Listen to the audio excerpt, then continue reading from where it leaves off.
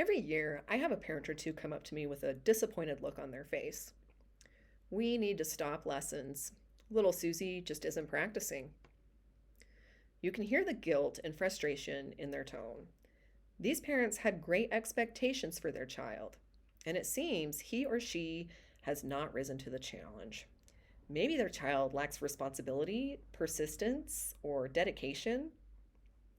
In this video about autonomy, I want to affirm to you as the parent that if your child is not practicing, there's no need for guilt or shame.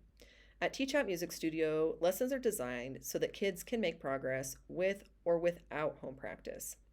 That is why lessons are a full hour every week instead of the industry standard of 30 minutes. And students learn all their music during the lesson with the teacher before they go home. We will never guilt or critique you or your child for lack of practice. There's no need. We know that with time and encouragement, students will learn from their own experience that consistent practice equals faster progress. And I'm sure you know my story. I didn't always practice when I first started out in lessons either.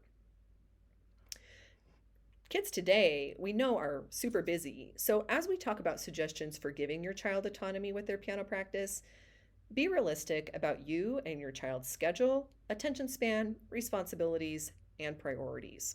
Autonomy is about choosing for yourself.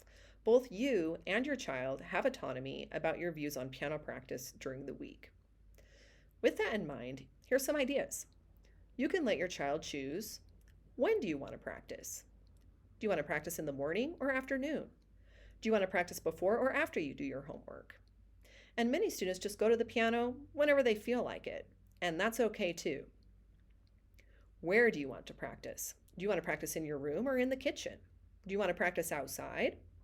If you have a keyboard, you can move your piano almost anywhere. Maybe there's even a special piano at a nearby church or hotel to play on. They can choose what they want to practice. Are you practicing scales or making up a song today? Which book do you want to play out of? Which of your songs do you want to play first? They can choose how long they want to practice. Do you want to play each song 5 times or 3 times today? Do you want to play for 5 minutes or 10 minutes? They can choose how they want to practice. Do you want to wear headphones while you practice? Do you want to learn from a YouTube video? Do you want to play a song by ear? Play with a backing track? Play from memory? And they can even choose if they want to practice. Today was a busy day. We don't have time for everything. So do you want to read a book or play the piano for 15 minutes? Do you want to stay up late for a few minutes to get some practicing in? Or if you're tired now, would you rather just go to bed? If your child is young, you may want to help him or her set some practicing goals and narrow down some of the choices. This is part of helping your child develop those skills such as time management and prioritizing. For older students, they may already be able to do this on their own.